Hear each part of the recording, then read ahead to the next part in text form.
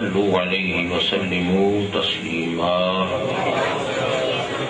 سیدنا و مولانا محمد وعلى آل سیدنا و مولانا محمد وبارک وسلم الصلاة والسلام علیک یا سیدی یا رسول اللہ وعلى آلک واصحابک یا سیدی یا حبیب اللہ۔ جب گروں میں تو کوئی مجھ کو اٹھا دیتا ہے، یہ تصور تیری ہستی کا بتا دیتا ہے۔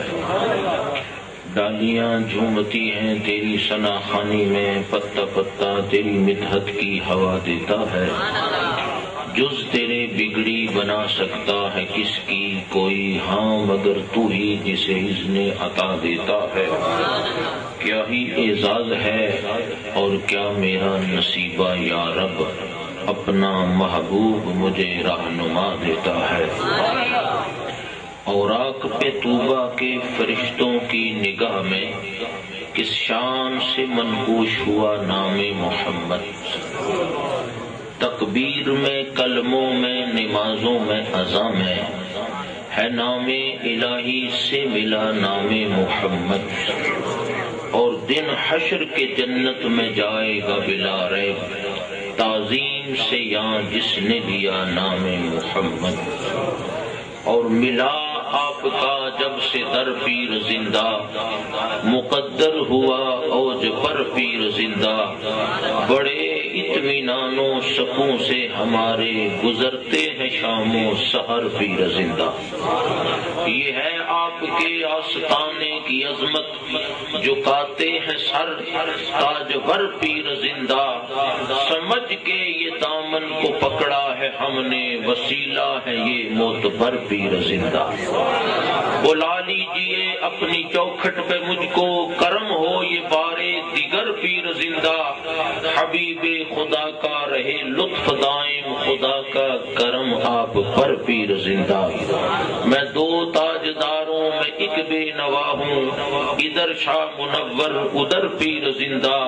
زبان نواز سے حق بات نکلے، دعا میں ہو اس کی اثر پیر زندہ۔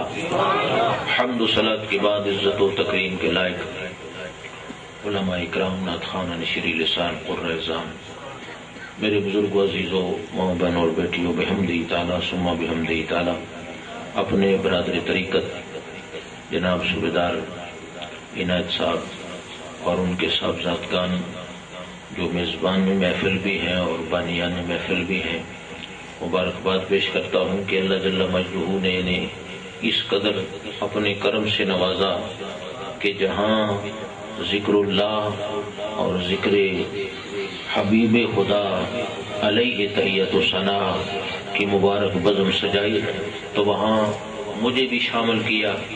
قبلہ عالم پیر صاحب رحمۃ اللہ علیہ کے حوالے سے میں آپ کی خدمت میں حاضر ہوں۔ میرے ذمہ یہ ڈیوٹی لگائی گئی اور چند باتیں انشاءاللہ، جو کہ ابھی مہمان شناخوان بھی باقی ہیں اور خصوصی جو خطیب ہیں اس نشست کے، خطیب ذیشان، وہ بھی انشاءاللہ تشریف لانے والے ہیں، تو میں حاضری کے طور پر چند باتیں آپ سے گوش گزار کرنا چاہتا ہوں۔ بحمدہ تعالیٰ اس گئے گزرے دور میں جو لوگ کسی نہ کسی کامل جگہ سے، کسی کامل بزرگ سے وابستہ ہیں، ان کے دلوں میں حضور کی محبت الحمدللہ بڑی وافر مقدار میں موجود ہے۔ اور یہ اس قدر اہتمام کرنا کوئی ذاتی اپنے بچوں کا ولیمہ نہیں منایا جا رہا، بلکہ قبلہ عالم پیر صاحب کا عرس، نبی کا میلاد منایا جا رہا ہے۔ اور یہ سات ذات جو ذکر ہے نا، تفسیر کبیر کے اندر بڑی معروف روایت ہے کہ حضور صلی اللہ علیہ وسلم نے اس ہستی کو جو افضل البشر بعد الانبیاء کروائی، نقشبندیوں کے پیشوا سیدنا ابو بکر صدیق رضی اللہ تعالیٰ عنہ کو میں اشارے سے بات کروں گا، انگشتری عطا فرمائی، انگوٹھی عطا فرمائی اور فرمایا ابو بکر اس پر لکھوا کے لاؤ لا الہ الا اللہ۔ معروف یہ روایت ہے آپ جب نقاش کے پاس گئے تو کہتے ہیں کہ میرے دل نے یہ گوارا نہیں کیا کہ ابو بکر یہی لکھوائے گا لا الہ الا اللہ۔ ہر دیکھنے والے نے، ہر نظر والے نے، آدم صفی اللہ سے لے کر قیامت کا سورج طلوع ہونے تک جس کی نظر نے کام کیا ہے اس کی نظر میں تو ذکر خدا کے ساتھ ذکر مصطفیٰ نظر آیا۔ تو اکیلے ہی لکھوائے گا، حکم تو یہی ہے، لیکن نقاش کو کہا کہ لکھو لا الہ الا اللہ محمد رسول اللہ، لکھوا کے لے آئے۔ اشارے کروں، حضور علیہ الصلوۃ والسلام کی خدمت میں پیش کی انگوٹھی، میرے کریم آقا نے فرمایا ابو بکر یہ اضافہ کیسا؟ عرض کیا آقا مجھ سے رہا نہیں گیا، مجھ سے آپ کا نام ہو اور اللہ کا نام ہو اور رسول اللہ کا نام نہ ہو، یہ مجھ سے بس ہو نہیں سکا۔ یہ کون مسلک اور عقیدہ دے رہے ہیں؟ جو افضل البشر بعد الانبیاء، پیکر صدق و صفا، کثر صداقت کے شہنشاہ، منبع جود و عطا، سارے صحابہ کے امام، نقشبندیوں کے پیشوا سیدنا ابو بکر صدیق رضی اللہ تعالیٰ عنہ، کہ صرف نام خدا کو رہنے دیا جائے اور نام مصطفیٰ کو خرچ دیا جائے، پتہ چلا یہ فتنہ کوئی بات کی کلیپی تو ہو سکتی ہے، صحابہ سے اس کا کوئی تعلق نہیں ہو سکتا۔ مسئلے کے صحابہ سے کوئی تعلق، میں نوکر صحابہ تھا، چیکنگ ہوئی ہے، صحابہ کے مسلک سے تعلق نہیں اور نوکری ہو رہی ہے صحابہ کی۔ اب میں چونکہ اس طرف جانا نہیں چاہتا، یہ خصوصی خطیب آپ کی رہنمائی فرمائیں گے۔ المختصر، حضور نے فرمایا ابو بکر یہ صرف اتنا ہی نہیں لکھا ہوا جو تو بتا رہا ہے، یہاں کچھ اور بھی لکھا ہوا ہے، روایت گواہ ہے۔ آپ کہتے ہیں میں نے جھانک کے دیکھا نا تو ساتھ ابو بکر صدیق بھی لکھا ہوا ہے۔ اب میں شرمندہ ہو گیا اور میں نے عرض کیا آقا یہ تجاوز میں نے نہیں کیا۔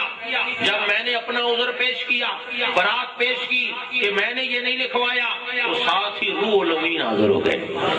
جبریل امین نے عرض کی اللہ کے پیارے محبوب واقعی ابو بکر صدیق کا اضافہ انہوں نے نہیں کیا، یہ میں جبریل نے لکھا ہے۔ ہاں، ابو بکر نہیں چاہتے کہ آپ کا نام نامی نام خدا سے جدا ہو جائے، پھر اللہ بھی نہیں چاہتا کہ نام ابو بکر نام نبی سے جدا ہو جائے۔ لا الہ الا اللہ کا حکم آپ نے دیا، محمد الرسول اللہ کا اضافہ ابو بکر نے کیا، ابو بکر صدیق میں جبریل نے رب کے حکم سے لکھا۔ اللہ کیا فرما رہے ہیں کہ ابو بکر کا نام بھی نام محبوب کے ساتھ رہے گا اور عالم برزخ کا آرام بھی محبوب کے ساتھ ہی رہے گا۔ اب یہ جزائے محبت ہے کہ نہیں؟ حکم تو نہیں تھا نا، تو الحمدللہ فتوے نہ لگاؤ، یہ محبت کے ساتھ جو بزم سجائی جائے یہ تو بڑی نورن علی نور ہے نا۔ اس پر تو محدث میں جوزی جیسے بھی لکھنے پر مجبور ہیں کہ سارا سال وہاں رحمت نازل ہوتی ہے جہاں نبی کا میلاد ہوتا ہے۔ اور جس ہستی نے واقعی استانہ علیہ گمکول شریف کے جنگلوں میں بیٹھ کر ساری زندگی خطبہ کے لیے یہ آرڈر آ جاتا نشست سے پہلے خبردار کوئی خطیب، کوئی نقیب، کوئی نعتخوان، کوئی قصیدہ خوان ہماری بات نہیں کرے گا، اگر کرے گا یا خدا کی بات کرے گا یا مصطفیٰ کی بات کرے گا۔ جنہوں نے اپنا آپ نہیں نہ منوایا، اب اللہ اور رسول کے ذکر کے ساتھ زندہ پیر صاحب کا ذکر ہو رہا ہے، اب پیر نصیر صاحب کا ذکر ہو رہا ہے، اب اطاعت دار گولڑا کا ذکر ہو رہا ہے، اب پیر سیال کا۔ کیوں؟ انہوں نے زندگی میں اپنا ذکر نہیں کرایا، خدا اور رسول کا ذکر کرایا ہے۔ اللہ نے فرمایا میرا ذکر کراتے ہو تو میں نے تو اذکرکم کا وعدہ کر رکھا ہے، اب جہاں میرا ذکر ہوگا وہاں ساتھ تمہارا بھی ضروری ذکر ہوگا۔ وہ اپنے ذکر کو پکا جاتا ہے، تعصب کی اینک اتار، ذکر اللہ اور ذکر رسول کے اندر زندگی گزار۔ المختصر، کیونکہ میں اس طرف زیادہ جانا نہیں چاہتا، الحمدللہ جو کنز العرفان پیر صاحب کی کرامتوں پر اور حیات پر کتاب لکھی ہے نا، اور یہ سارے ساتھی چونکہ لوکل ہیں زیادہ جانتے ہیں، قبلہ سیف صاحب کی کتاب پریس میں بعد میں جاتی ہے، اس فقیر کی نظر سے پہلے گزرتی ہے، یہ ان کی شفقت ہے، تو وہ پوری کتاب منظوم اشعار کی صورت میں بھی اور نثر کی صورت میں بھی سنائی جا سکتی ہے، لیکن میں ادھر جانا نہیں چاہتا۔ سارے آستانوں کو سلام ہے ایمان والو، اللہ نے خود فرمایا اے ایمان والو تقوی اختیار کرو اور اللہ تک پہنچنے کے لیے وسیلہ تلاش کرو۔ شیخ محقق شاہ ولی اللہ مدثر دہلوی فرماتے ہیں اس وسیلہ سے مراد بیت مرشد ہے۔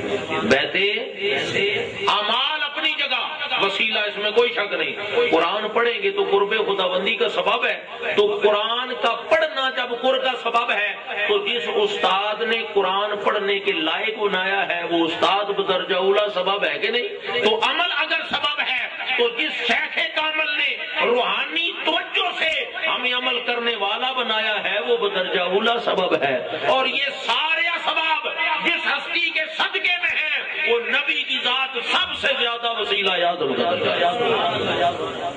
المختصر ایک بات میں عرض کروں، دینا کے اندر دو واقعات جو میرے ذاتی مشاہدے اور علم کے اندر موجود ہیں، اگر کوئی چاہے تو تجربہ کر لے کہ ان آستانوں کے اوپر صاحبان بحیات ہوں تو تب بھی خیرات مدینہ پاک کی بڑھتی رہتی ہے، اور مزار میں چلے جائیں تو پھر بھی بڑھتی رہتی ہے۔ مچھلی والے ٹھیکیدار بڑے مشہور پیر بھائی ہمارے دینا میں، ان کے بیٹے کہتے ہیں کہ میری بیٹی ہو گئی، شادی کے بعد دوسری بیٹی ہو گئی، تو میں پیر صاحب کے پاس چلا گیا، عرض کی حضور دو بیٹیاں ہیں، دعا کرانے آئے ہو خدا بیٹا بھی دے۔ آپ نے فرمایا اس دفعہ بھی لیٹ آئے ہو، 2 مہینے کے اندر، جب زوجہ امید سے ہو تو 2 مہینے کے اندر آ جاؤ۔ میں سمجھ گیا کہ اب بھی بیٹی ہوگی، واقعتاً بیٹی ہو گئی۔ اب حضور نے پردہ فرمایا، اگلی دفعہ میں دربار شریف حاضر ہوا تو زیارت میں بیٹھ گیا اور عرض کی حضور آپ نے فرمایا تھا 2 مہینے کے اندر آؤ، تو اب تو میں مقررہ وقت پر آ گیا ہوں۔ تو کہتے میں بیٹھا رہا تصور مراقبے میں حضور کی خدمت میں التجائیں کرتا رہا، مجھے بڑے یقین کے ساتھ تسلی ہو گئی کہ روزہ اقدس سے آواز آئی ہے کہ چلا جا اللہ نے تیرا کام کر دیا ہے، اور الحمدللہ مجھے اللہ نے بچے کی دولت سے مالا مال فرمایا۔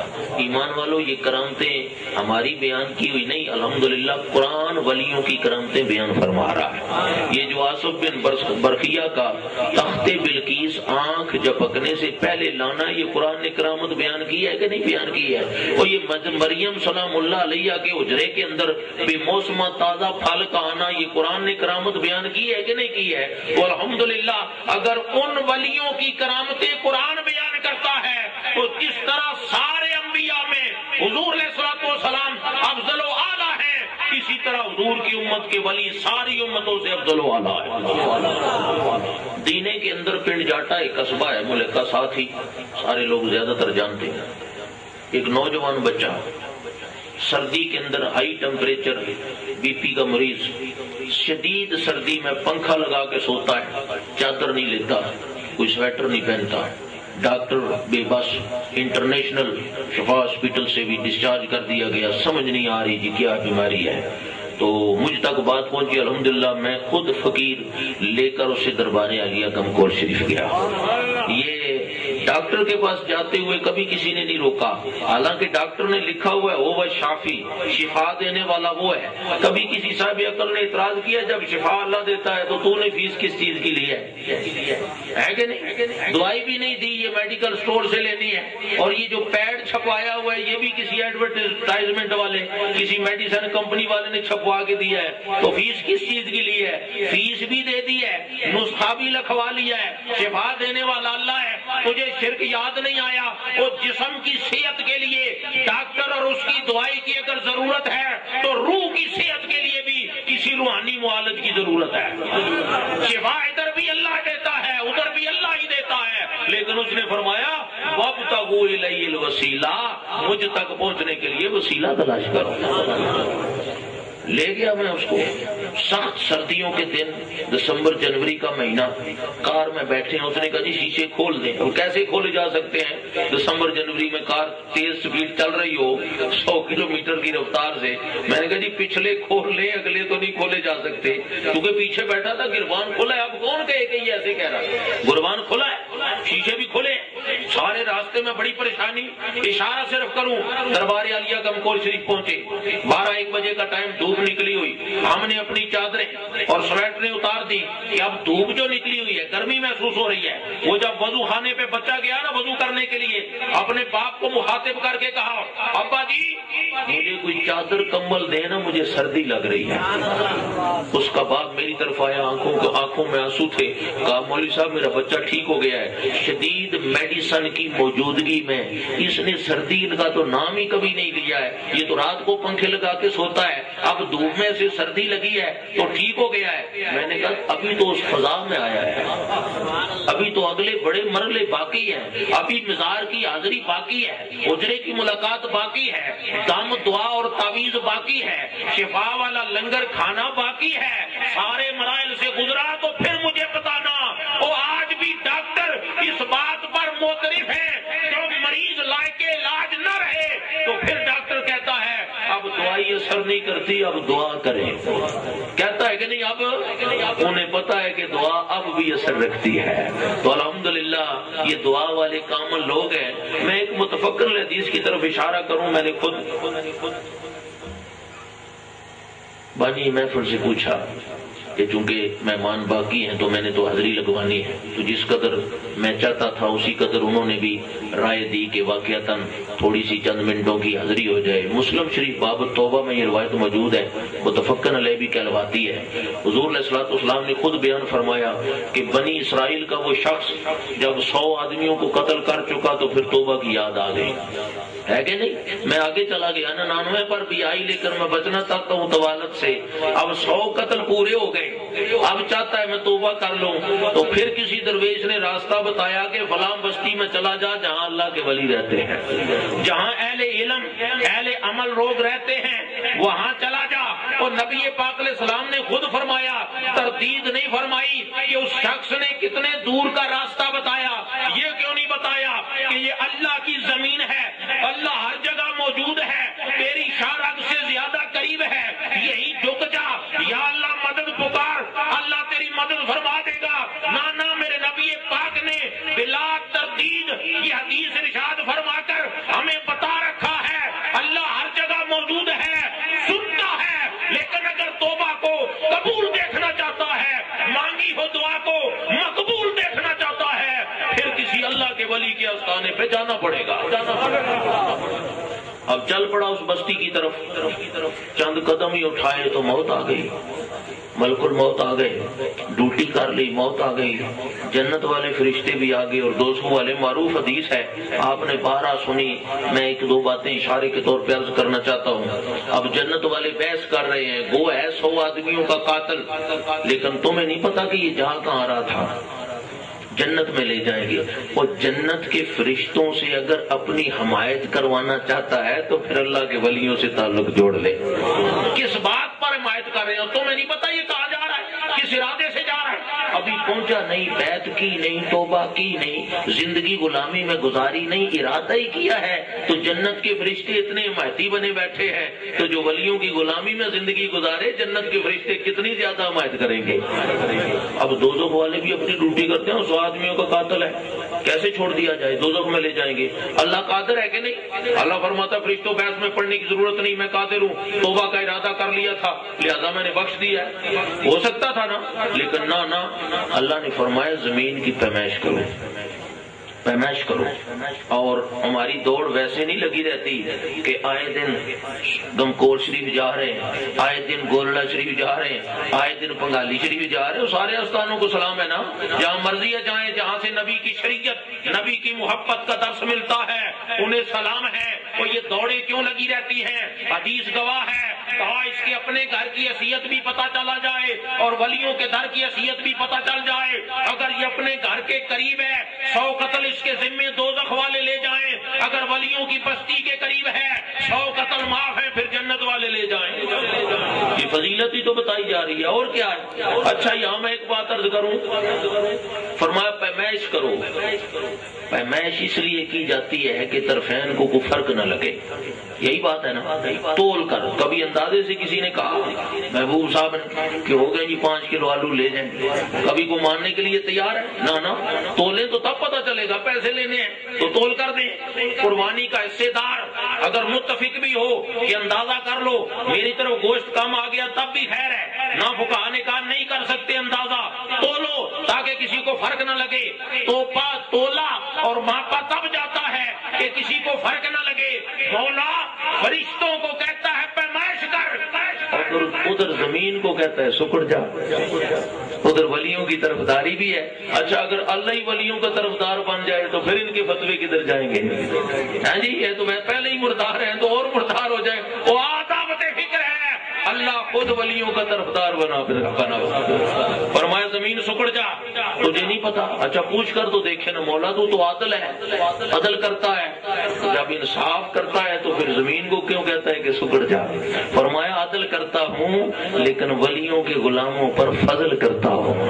ہاں اگر فضل چاہتا ہے اللہ کا تو پھر کسی کامل کی توجہ اور نگاہ میں سلطان العارفین کہتے ہیں جاگ بنا دودھ جم دینا حضرت باہو پاویں لال ہوئے کڑ کڑ کے ہو۔ جاگ جب لگی نا مولانا روم کو تو پھر کہا مولوی ہرگز نہ شد مولا روم تا غلامی شمس تبریزی نہ شد۔ وہ جو اپنے آپ بنا پھرے نا، کوئی گڈیاں چنگیاں اڈیاں جڑیاں سائیاں آپ اڈائیاں۔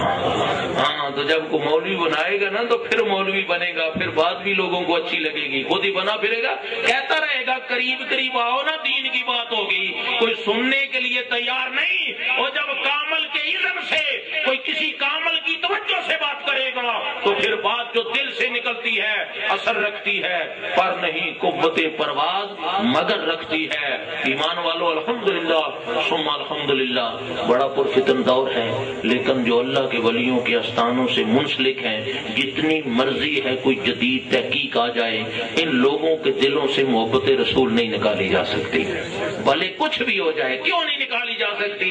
اس لیے کہ انہوں نے گٹھی بنا کر سینوں میں جو اتار رکھی ہے اور بتا رکھا ہے پیر طریقت نے کہ کی محمد سے وفا تو نے تو ہم تیرے ہیں، یہ جہاں چیز ہے کیا لوہو قلم تیرے ہیں، سب کو سلام ہے لیکن بیٹا اپنے ہی باپ کی بات کرتا ہے۔ آنکھ والوں کو دعوت ہے، اشعار کی صورت میں 2 شعر اور اجازت۔ آنکھ والوں آؤ دیکھو ماہ طیبہ کی ضیاء، قبلہ صوفی صاحب نے لکھا آنکھ والوں، اور یہ آنکھ ضروری نہیں کہ یہ سر کی آنکھ ہو، یہ دیکھنے والی شرط نہیں۔ نبینا بھی سے ابھی ہوئے ہیں کہ نہیں ہوئے ہیں نا؟ ہاں تو یہ دیکھنے والی شرط ہے۔ دل بینا بھی کر خدا سے طلب، آنکھوں کا نور دل کا نور نہیں۔ آنکھ والو آؤ دیکھو ماہ طیبہ کی ضیاء، نور ازلی پٹ رہا ہے آج بھی کم کول میں، چاند کو شرما رہا ہے رخ منور پیر کا، ہو رہے ہیں دل منور آج بھی کم کول میں۔ بحمد تعالی بار دیگر